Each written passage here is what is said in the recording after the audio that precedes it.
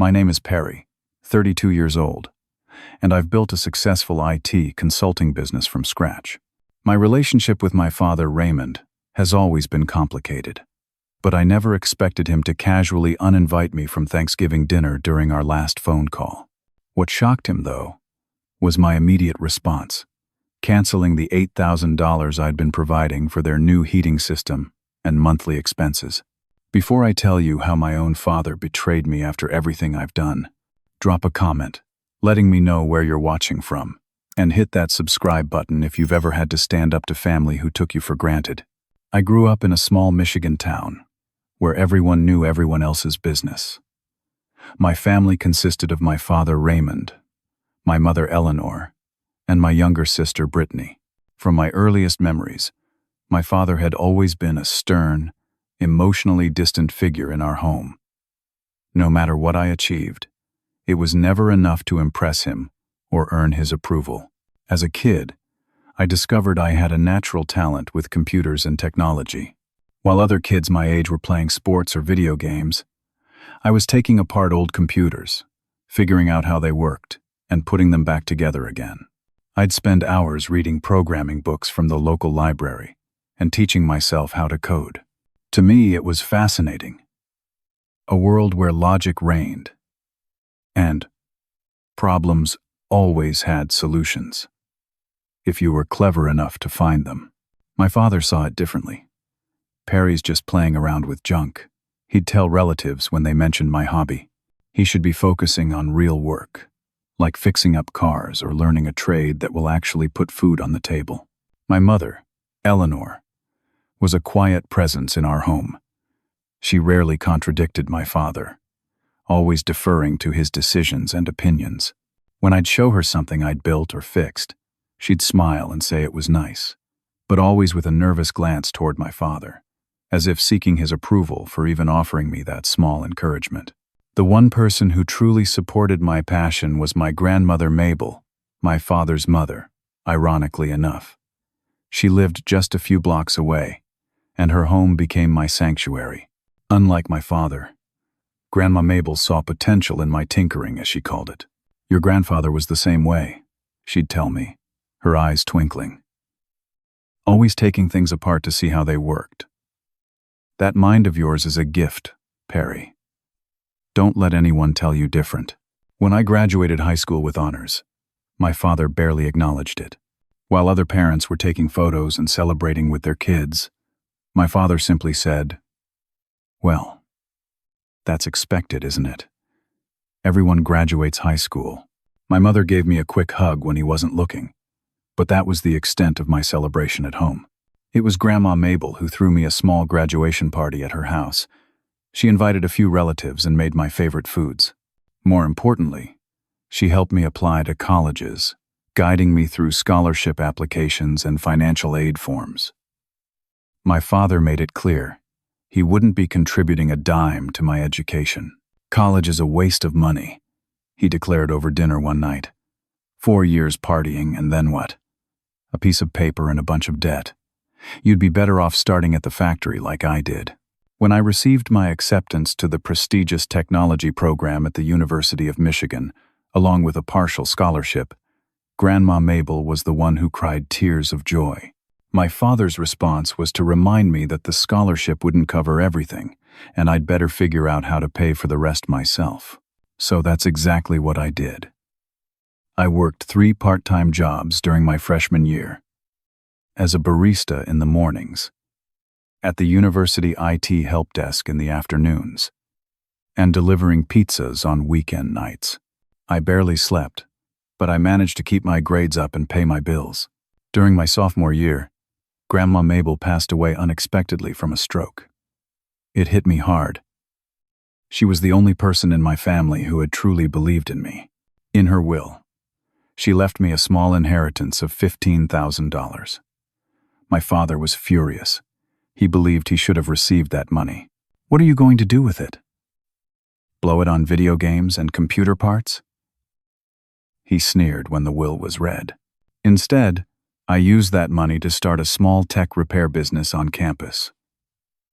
I fixed other students' computers, set up networks for local businesses, and developed simple websites. Within a year, my little business was generating enough income to cover my tuition and living expenses. By senior year, I had 2 other students working for me part-time. When I graduated with honors with my computer science degree, my parents did attend the ceremony, but my father spent most of the time pointing out how many other students were graduating with higher honors. As we left campus, he looked at my degree and said, "Let's see if that piece of paper was worth all the fuss." I landed a job at a respected tech company right after graduation. The starting salary was decent, more than my father was making after 30 years at the factory. I didn't tell him the exact figure. I knew it would only create more tension. Instead, I moved to a small apartment near my new job and began building my professional life. My career took off faster than I could have imagined. The tech company recognized my work ethic and innovative thinking, promoting me twice in my first 5 years there. I developed several software solutions that streamlined their operations, saving the company millions and earning me recognition throughout the industry. By the time I was 28, I had enough industry connections, experience, and savings to take the leap and start my own IT consulting firm. The risk paid off beyond my wildest dreams.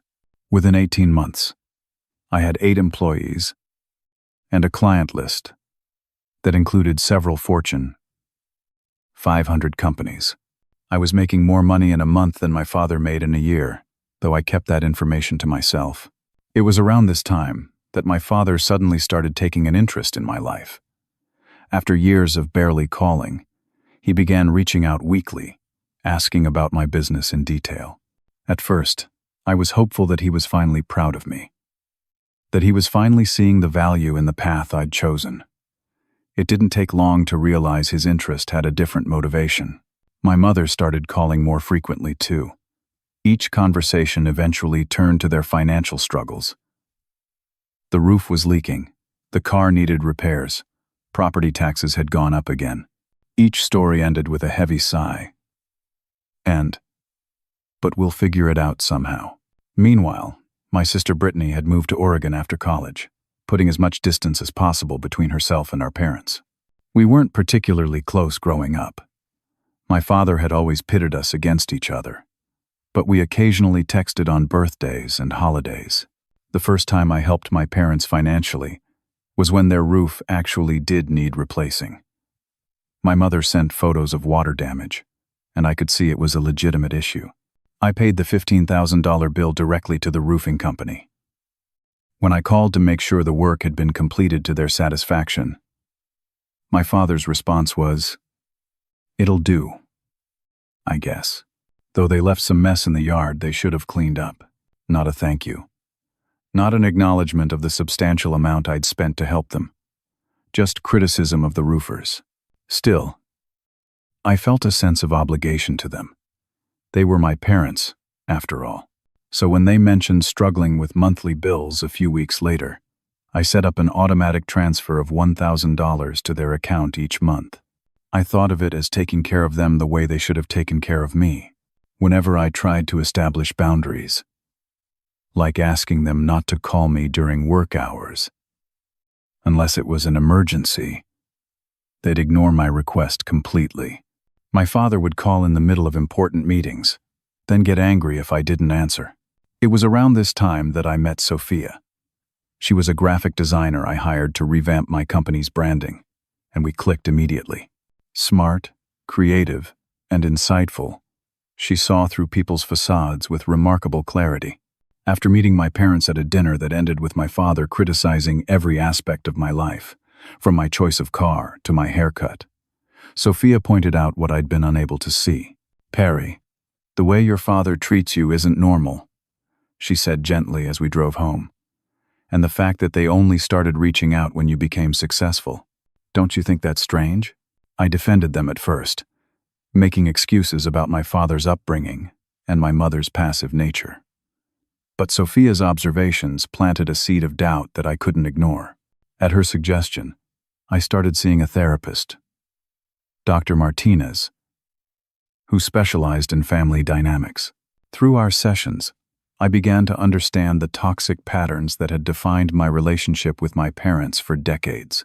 Dr. Martinez helped me see that my father's constant criticism stemmed from his own insecurities, and that my financial support had become an expected entitlement rather than appreciated assistance. "You're not helping them by enabling this behavior," Dr. Martinez pointed out during one session. "Setting boundaries isn't just healthy for you, it's actually better for them in the long run too." But setting boundaries proved difficult. When I tried to discuss my feelings with my parents, my father would shut down the conversation immediately. "So now you're too good for us. Is that it?" he'd snap. "Got some fancy degree. And suddenly, you know better than the people who raised you?" Meanwhile, their financial demands increased. My mother called about needing new appliances. My father mentioned medical bills, though he refused to tell me what treatment he'd received or allow me to speak with his doctor. The $1,000 a month I was sending them apparently wasn't enough anymore. Sophia noticed how these interactions affected me. The tension in my shoulders after phone calls with them. The distracted worry when they'd make vague references to financial problems. She never pressured me to cut them off, but she did encourage me to be more critical of their claims and requests. "You've worked so hard to build this life," she reminded me. It's okay to enjoy it, without feeling guilty. The conflict between my sense of obligation and my growing resentment left me constantly on edge, affecting both my work and my relationship with Sophia. Something had to change. The economy took a downturn in the fall, affecting businesses across all industries. My company wasn't immune. We lost 2 major clients who had to cut back on external consulting to stay afloat. For the first time since starting my business, I had to make difficult decisions about our finances and staffing. I had to lay off 2 of my newest employees, which was gut-wrenching. These were talented people with families to support, and I felt personally responsible for their situations. I cut back on office expenses, canceled the holiday party, and even took a reduction in my own salary to keep the rest of the team employed. Through all of this, my father showed absolutely no understanding of the stress I was under. When I mentioned having to make cuts at work during a phone call, he immediately pivoted to complaining about the cost of their groceries going up. "Well, at least you still have your fancy job," he said dismissively. "Your mother and I are struggling to put food on the table with these prices." In early November, my mother called in tears. Their heating system had completely broken down, and with Michigan winters being brutally cold, they needed it fixed immediately. They'd had a technician look at it, who told them the entire system needed to be replaced at a cost of $8,000. "We just don't have that kind of money," my mother sobbed. "And the temperatures are already dropping below freezing at night. I don't know what we're going to do." Despite my own financial concerns, I couldn't let my parents freeze. I contacted the heating company myself, verified the quote, and provided my credit card to schedule the installation for the following week. The company required half the payment up front, with the remainder due upon completion. My father's reaction to this significant help was to call the next day with complaints about the installation schedule. "They can't come until next Thursday. What are we supposed to do until then? Freeze to death?" When I explained that was the earliest appointment available and suggested they use space heaters in the meantime, he scoffed. "Space heaters?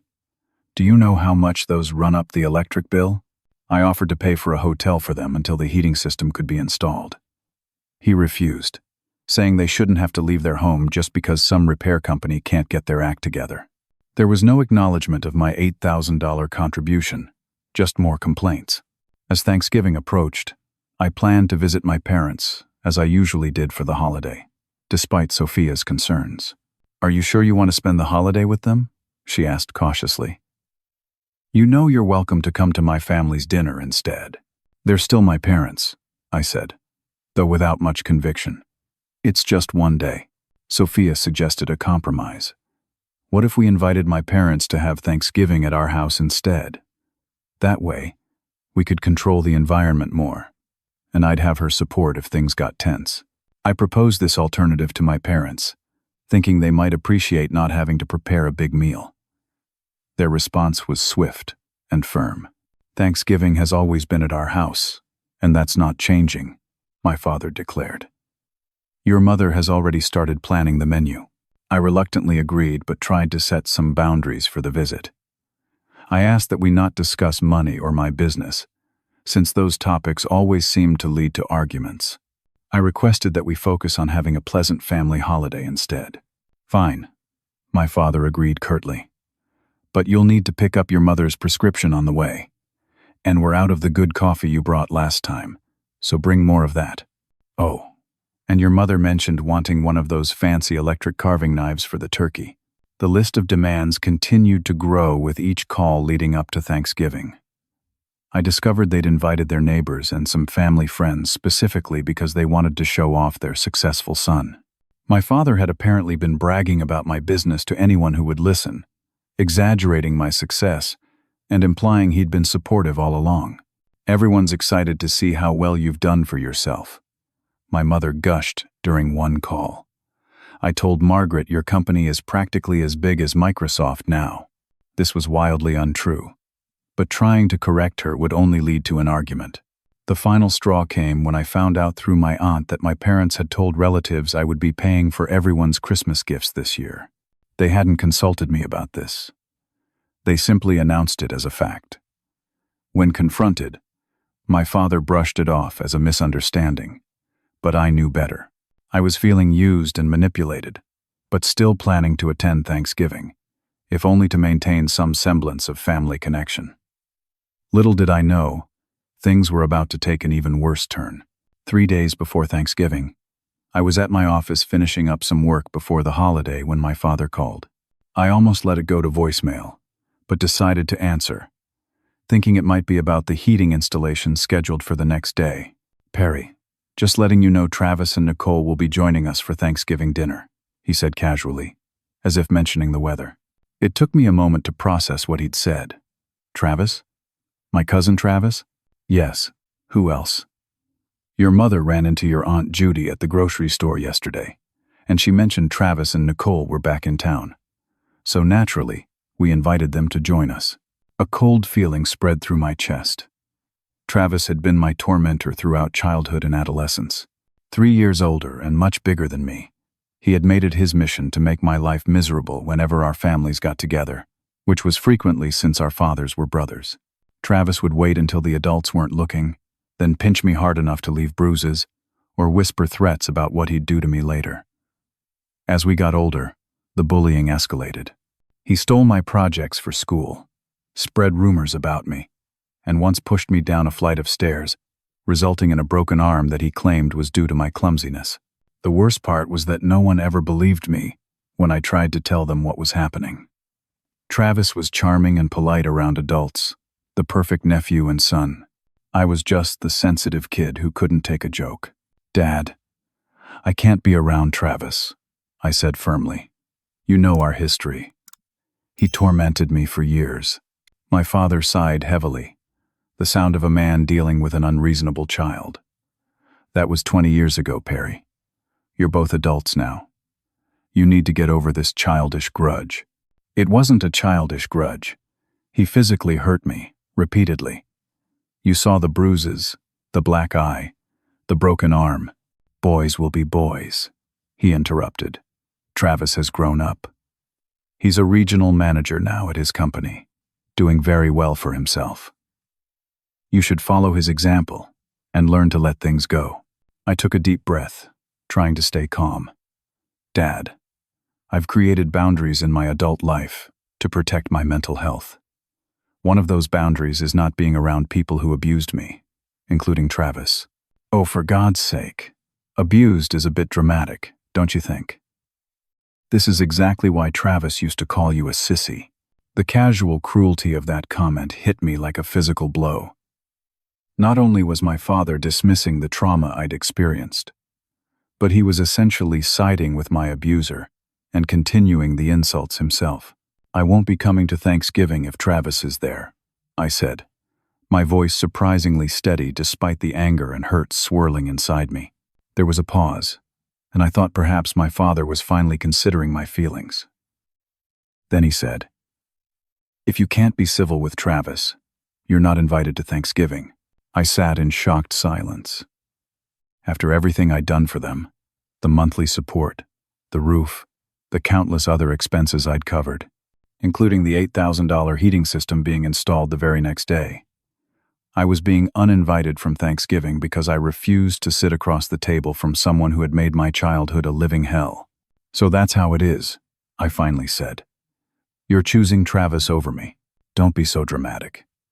We're choosing not to deal with petty childhood squabbles at our Thanksgiving table. You're welcome to come if you can act like an adult." Something inside me shifted in that moment. Years of suppressed anger and hurt crystallized into perfect clarity. "Let me make sure I understand correctly," I said. "You expect me to send you $1,000 every month, pay for your new roof, your medical bills, and now your $8,000 heating system. But I'm not welcome at your Thanksgiving table unless I agree to break bread with someone who physically and emotionally tormented me for years while you looked the other way." "The money has nothing to do with this," my father said, his voice taking on the defensive tone it always did when he was caught being unreasonable. "That's your responsibility as a son." "My responsibility?" I repeated incredulously. "Was it your responsibility as a father to protect me from being bullied? To support my dreams and ambitions? To show up emotionally for even one significant moment in my life? Now listen here." "No, you listen." I cut him off, surprising both of us. I never interrupted my father. "If I'm not invited to Thanksgiving, then don't expect my $8,000. The heating company will be getting a call from me canceling tomorrow's installation." There was a shocked silence on the other end of the line. Then my father's voice, suddenly conciliatory. "Now, Perry, let's not be hasty. Of course you're invited to Thanksgiving. I was just saying, I know exactly what you were saying. And I'm done listening." I hung up the phone and sat in my office, shaking. Part of me couldn't believe what I'd just done. Another part wondered why it had taken me so long. The phone immediately began ringing again, my father calling back. But I didn't answer. After the 6th call in a row, I turned my phone off completely and sat in the silence of my office, trying to process the mixture of emotions churning inside me. Sophia found me there an hour later, still sitting at my desk, staring at nothing. She'd come to pick me up for dinner, and immediately knew something was wrong. "What happened?" she asked, pulling up a chair beside me. I told her everything. The call, the ultimatum, my response. As I spoke, I waited for the guilt to set in, for the voice in my head that always told me I was being a bad son. But it didn't come. Instead, I felt a strange sense of peace, as if I'd finally put down a heavy burden I'd been carrying for too long. "I'm going to call the heating company and cancel the payment," I told her. Sophia took my hand. "Are you sure that's what you want to do?" "Yes," I said, with more certainty than I'd felt about anything in a long time. "I'm done being used." First thing the next morning, I called the heating company and explained that I needed to cancel the installation. The customer service representative was understanding and agreed to refund the $4,000 deposit I'd already paid, though she warned me they had a 3-week backlog of appointments if I changed my mind later.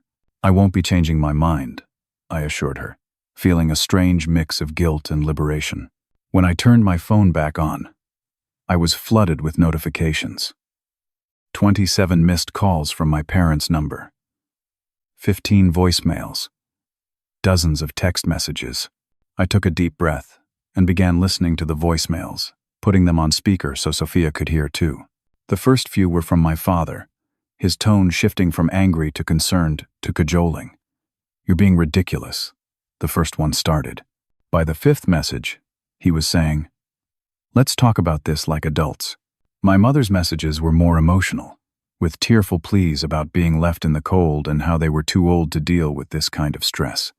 The manipulation was so obvious now that I was looking for it.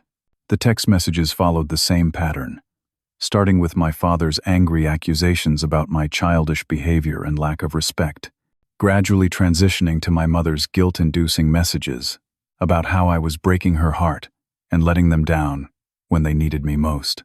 The most recent message, sent just an hour ago, was a terse text from my father. The heating company called to confirm the cancellation. Your mother is in tears. I hope you're satisfied with yourself. I put the phone down and looked at Sophia. I should feel terrible about this, right? Why don't I? Because you've been their ATM, not their son, she said simply. You're just setting a boundary that should have been set long ago. I had a scheduled therapy session with Dr. Martinez that afternoon, which couldn't have come at a better time. I explained everything that had happened, half expecting him to tell me I was being cruel to my elderly parents. Instead, he nodded thoughtfully. What you're experiencing is the discomfort of changing a long-established family dynamic. They're used to having financial control over you, and you're removing that leverage. Their extreme reaction shows just how important that control was to them. But they're my parents, I said, voicing the doubt that still nagged at me. Don't I have some obligation to help them? Help should be freely given, not coerced, Dr. Martinez replied. And it shouldn't come with emotional abuse attached. Ask yourself this. If they truly needed help and had treated you with respect and love all these years, would you have hesitated to provide it? The answer was obvious. If they'd been supportive parents who had fallen on hard times, I would have happily helped them without a second thought. It wasn't the money that bothered me. It was the entitlement, the manipulation, the conditional love that had always depended on what I could do for them rather than who I was. That evening, my sister Brittany called, which was unusual. We typically texted rather than called, so I just got the strangest call from Mom and Dad. She began without preamble.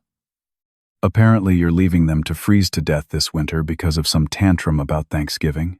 I sighed and gave her the real story, including the context of years of financial manipulation. There was a pause when I finished speaking. Then Brittany said, "Wow. They told me you suddenly cut them off because they wouldn't buy you a new car." "What?" "That's completely fabricated. I'm not surprised," she replied. "They've been spinning stories about you for years." We talked for over an hour, sharing our experiences growing up with our parents. Brittany revealed that when she'd moved to Oregon, our parents had told relatives it was because she'd joined a cult and cut off contact with the family. In reality, she'd simply accepted a good job offer and wanted some distance from their constant criticism.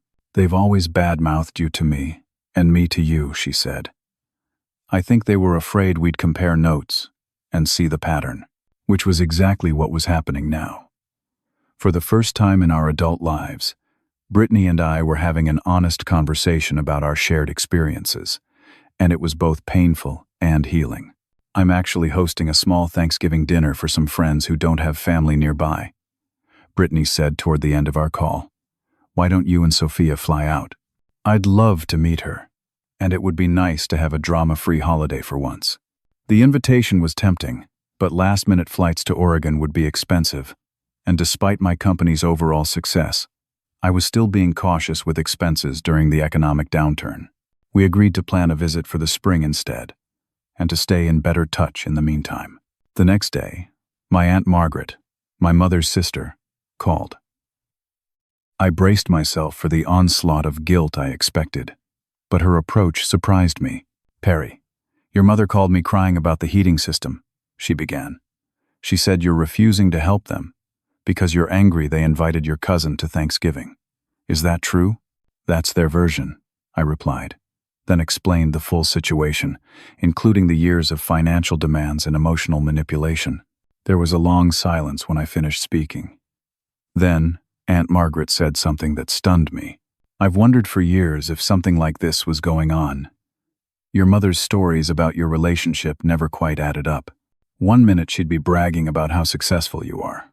The next she'd be complaining that you never helped them with anything." We talked for nearly an hour, with Margaret asking thoughtful questions and really listening to my answers. She shared that she'd had her own difficult relationship with my mother over the years, with similar patterns of manipulation and guilt. Your mother learned these tactics from your grandmother, she explained. And I probably would have continued the cycle if I hadn't gotten therapy in my 30s. Breaking these generational patterns isn't easy, but it's necessary. By the end of our conversation, Margaret had a much clearer understanding of the situation and expressed support for my decision to establish firmer boundaries. They won't make it easy, she warned. Expect more guilt trips, more elaborate stories to the rest of the family, maybe even health scares. People who manipulate like this rarely give up their tactics without a fight. That evening, I drafted a lengthy email to my parents. I explained my decision in clear terms, outlining the pattern of behavior that had led to this breaking point. I made it clear that I was open to rebuilding our relationship on healthier terms, but that financial support would no longer be part of that relationship unless clear boundaries were respected. I'm not sending this yet, I told Sophia as she read over the draft. I want to let the dust settle a bit first. She nodded. That's wise. Give yourself time to be sure this is exactly what you want to say. The days leading up to Thanksgiving were strangely peaceful. My parents continued calling and texting, but less frequently, and I let everything go to voicemail. Sophia and I made plans for a quiet holiday dinner with a few close friends who weren't traveling to see family. This will be the first Thanksgiving in years that I'm not dreading, I realized as we shopped for groceries together. The knot of anxiety that usually formed in my stomach as the holiday approached was noticeably absent. Thanksgiving Day arrived crisp and clear. Sophia and I spent the morning preparing food together, laughing and stealing kisses between chopping vegetables and basting the turkey. Our friends were arriving at 4, and everything was going according to plan, until the doorbell rang at 2:30. Sophia and I exchanged confused glances. It was too early for our guests. I wiped my hands on a kitchen towel and went to answer the door, unprepared for the sight of my parents standing on my doorstep. My father looked angry, my mother tearful. Both were dressed in their Sunday best, as if they'd come directly from church, though I knew they rarely attended. "What are you doing here?" I asked, too shocked to be polite. "We've come for Thanksgiving dinner," my father announced, as if this had been the plan all along. "May we come in? It's cold out here." I hesitated, then reluctantly stepped aside to let them enter. Sophia appeared in the hallway, her face a carefully composed mask of politeness. "Mr. and Mrs. Harper, this is a surprise," she said, shooting me a concerned look. "We couldn't let a little disagreement ruin the holiday," my mother said, dabbing at her eyes with a tissue. "Family should be together on Thanksgiving." We moved to the living room, where an uncomfortable silence fell. I noticed my father looking around, taking in the tasteful furnishings and artwork, mentally calculating what everything cost. "Would you like something to drink?" Sophia offered, always the gracious hostess even in bizarre situations. "We didn't come here for pleasantries," my father said bluntly. "We came to talk some sense into our son." And there it was, the real reason for their surprise visit. Not reconciliation, not family togetherness, but an ambush designed to pressure me into resuming financial support. "I'm not changing my mind about the heating system," I said firmly. "Or the monthly payments. After everything we've done for you," my mother began, her voice quavering with emotion. "This is how you repay us? Leaving us to freeze this winter? What exactly have you done for me?" I asked quietly. The question hung in the air like a physical presence. "Name one time you supported my dreams or protected me from harm, or celebrated my successes without somehow making them about you." My mother looked startled, as if the question had never occurred to her. We raised you, put a roof over your head, food on the table, the bare minimum legal requirements of parenthood," I noted. "And now you think that entitles you to unlimited financial support with no boundaries or respect?" "We deserve respect," my father interjected, his face reddening. "We're your parents. Respect goes both ways, Dad. You've never respected me. My choices, my boundaries, my accomplishments. You only started paying attention to me when I became financially successful. That's not true, my mother protested, but weakly. Isn't it? When was the last time either of you asked about my life without bringing up money? When was the last time you called just to see how I was doing? When have you ever shown interest in my company beyond how much profit it was generating? My questions were met with silence. Sophia quietly slipped her hand into mine, a silent show of support that gave me strength to continue. The truth is, you see me as a resource, not a son. And when I refused to be used anymore, you showed up here to try to manipulate me back into line. My father stood abruptly, his face contorted with anger. You think you're so much better than us now, don't you? With your fancy education and your big company, you've forgotten where you came from. I remember exactly where I came from, I replied calmly. I remember working 3 jobs to put myself through college because you refused to help. I remember being told my interests were worthless, my achievements unimpressive. I remember having to build my entire career without a single word of encouragement from either of you. We didn't coddle you because the real world doesn't coddle you, my father shouted, his control slipping. We were preparing you for life.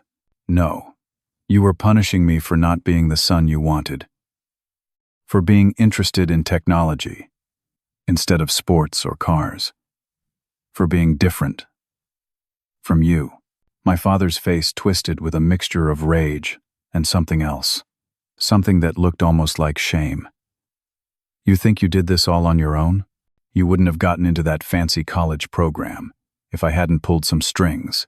This was news to me. What are you talking about? Mark Williams, the admissions director at Michigan, was my old buddy from high school. I called in a favor. You weren't their first choice. I stared at him, processing this information. Wait. Are you saying you actually helped me get into college? A flicker of pride crossed his face, quickly replaced by the familiar scowl. Fat lot of good it did. You never even thanked me. Because you never told me, I exclaimed, incredulous. You let me believe I did it on my own merit, all while criticizing my choice to go to college at all. My mother was twisting her hands nervously. Raymond, perhaps we should go. No, Ellie. He needs to hear this, my father interrupted. He thinks he's so self-made, but he had help all along. Who do you think convinced old man Jenkins to hire you for computer work at his store when you were in high school? That was me. I shook my head, trying to make sense of what I was hearing. If you were helping me behind the scenes, why fight me every step of the way? Why make me feel like I was failing, even when I was succeeding? Because that's how my father raised me, he bellowed, his voice breaking. Nothing was ever good enough. No matter how hard I worked, he always found fault. It made me tough, made me work harder. The room fell silent as the implications of his outburst sank in. My father, always so controlled, had just revealed more about himself than he had in my entire lifetime. And how did that make you feel, Dad? I asked quietly. When nothing you did was ever acknowledged or appreciated? He didn't answer, but the look on his face told me everything. The same hurt I'd carried all my life was reflected in his eyes, a generational wound passed down like a toxic inheritance. My mother's facade cracked next. Perry, we've been lying to you, she admitted, her voice barely above a whisper. We're not in financial trouble. We have savings. Quite a lot, actually. I stared at her in disbelief. What? Your father's pension? My inheritance from my parents? Our investments? We're comfortable. The roof did need replacing. That was true. But we could have afforded it ourselves. Then why? I asked, genuinely confused. Why take my money if you didn't need it? My father looked away, unable to meet my eyes. My mother continued. It started small. We mentioned a bill we were struggling with, and you offered to help. It felt good to have you take care of us for a change. Then it just escalated. You've been scamming me, I said flatly. For years. Not scamming, my father objected. You're our son. Family helps family. Before I could respond to that twisted logic, the front door opened, and a voice called out, "Hello? Anyone home?" The door was unlocked. Brittany walked into the living room, pulling a small suitcase behind her. She stopped short at the tableau before her. Our parents on the couch, Sophia and me standing across from them, tension thick in the air. "Surprise," she said weakly. "I decided to come after all." Our parents stared at her in shock. "Brittany? What are you doing here?" Our mother demanded. "I was invited," she replied, moving to stand beside me. Unlike some people, my father recovered quickly. "Well, isn't this nice? The whole family together for Thanksgiving after all." "Drop the act, Dad," Brittany said wearily. "I heard everything from the hallway. You're not in financial trouble. You've been manipulating Perry for years, and now you're mad because he finally called your bluff." My father's face darkened. "This doesn't concern you, Brittany, doesn't it? You did the same thing to me on a smaller scale. The emergency car repairs I paid for last year? The medical bills for tests you claimed insurance wouldn't cover? Was any of that real?" Our mother at least had the grace to look ashamed. Our father just looked angry. "We're done here," he announced, standing abruptly. "Come on, Ellie. We're leaving." "That's it?" I asked. "No apology? No acknowledgement of what you've done?" "I have nothing to apologize for," he insisted, though his eyes betrayed him. "I'm your father. You owe me respect." "Respect is earned," Brittany said quietly. "And you haven't earned ours."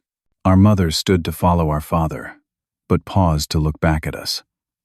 For a brief moment, I thought I saw genuine regret in her eyes.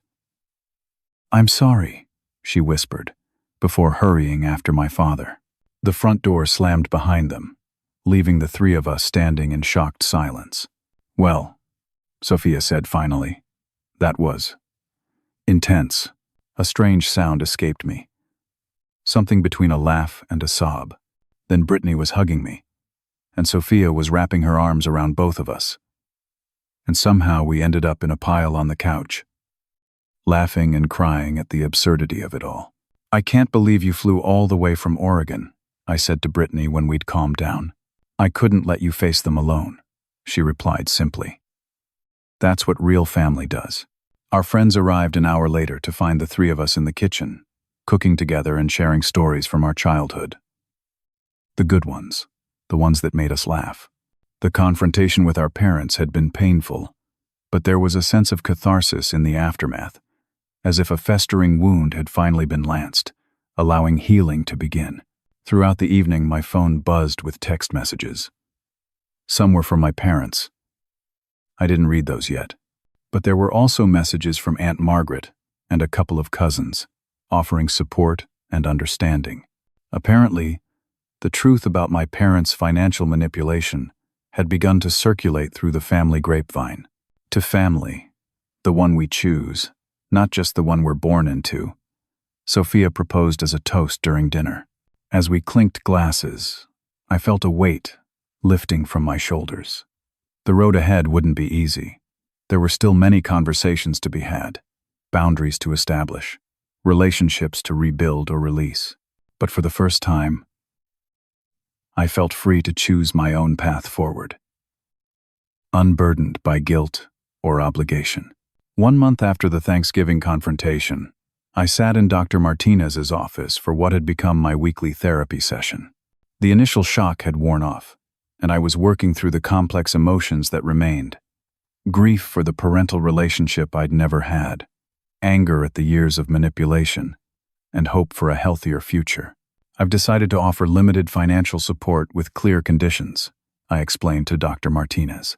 "I'll pay half the cost of their heating system, $4,000, but only after they attend at least 3 family therapy sessions with a therapist in their area." Dr. Martinez nodded thoughtfully. "That seems like a reasonable boundary." "How did they respond?" "Initially with resistance," I admitted. My father called it blackmail and refused. But after a week with no heat beyond space heaters, they agreed to the therapy requirement. Setting firm boundaries had been difficult, but necessary. I'd made it clear that any future financial assistance would be considered on a case-by-case basis, not as an entitlement, and would always come with conditions related to improving our relationship. My father had resisted the most, viewing therapy as an admission of wrongdoing. My mother, however, had surprised me by engaging more genuinely with the process.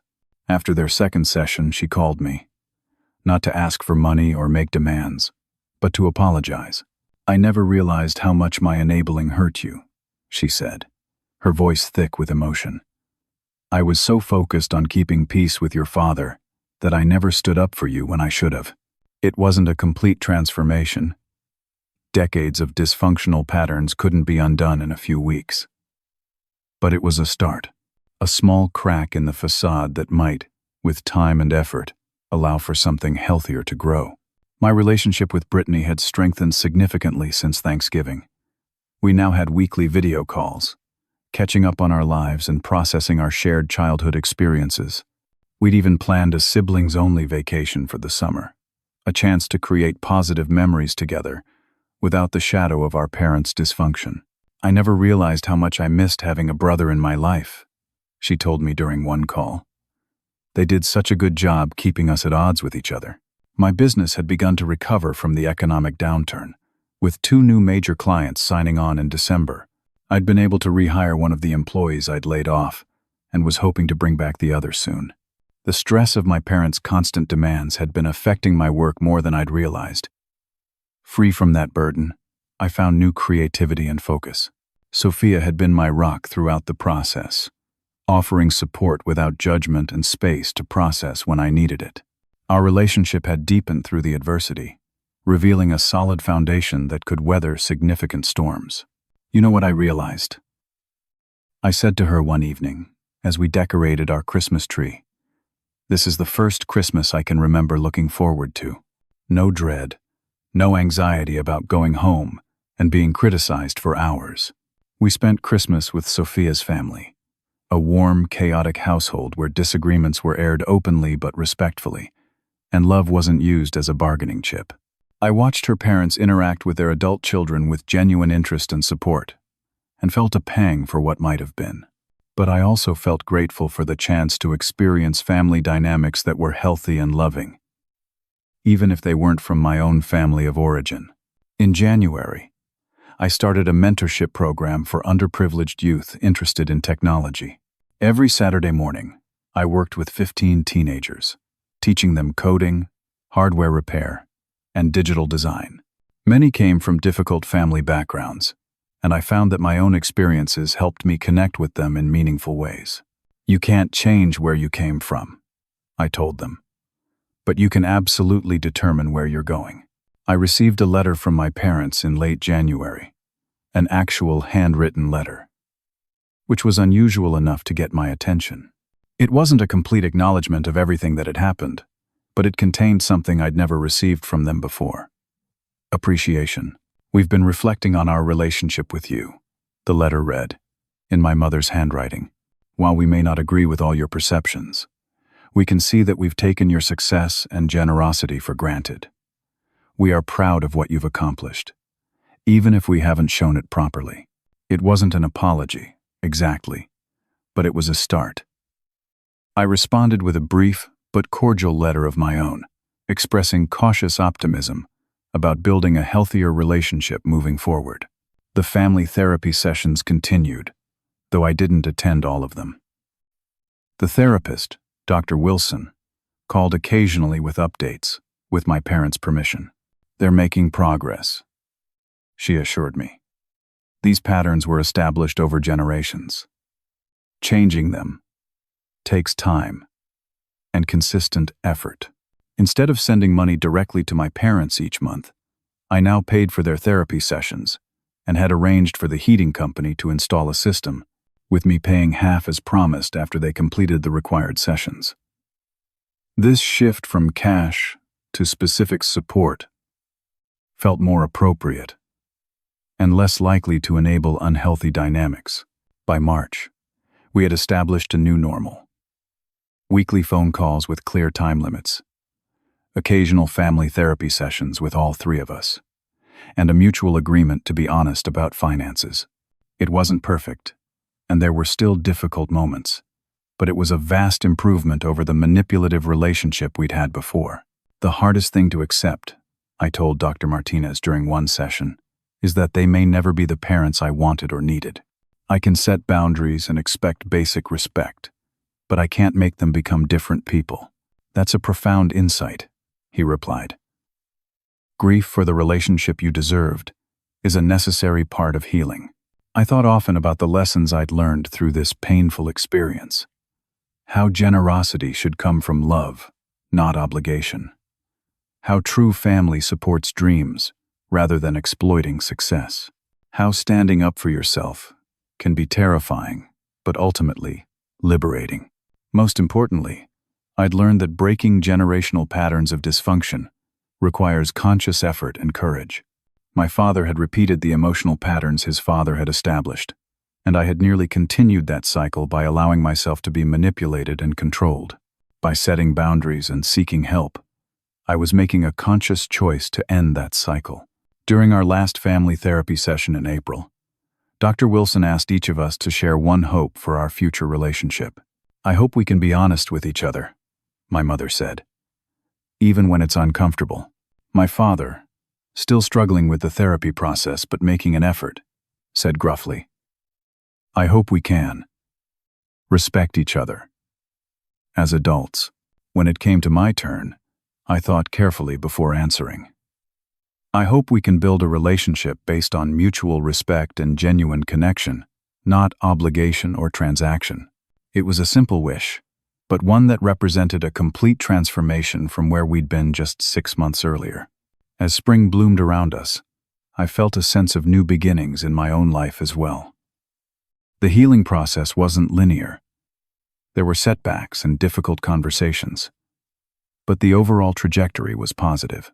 I had set boundaries, held firm to my values, and opened the door to authentic connection rather than manipulation. Sometimes standing your ground is the most loving choice you can make, not just for yourself, but for everyone involved. By refusing to enable unhealthy patterns, I had created an opportunity for genuine growth and change. What about you? Have you ever had to set difficult boundaries with family members who took advantage of your generosity? Drop a comment below sharing your experience. And if this story resonated with you, please hit that like button and subscribe for more real-life stories about overcoming family challenges. Thanks for watching, and remember, blood makes you related, but respect and love make you family.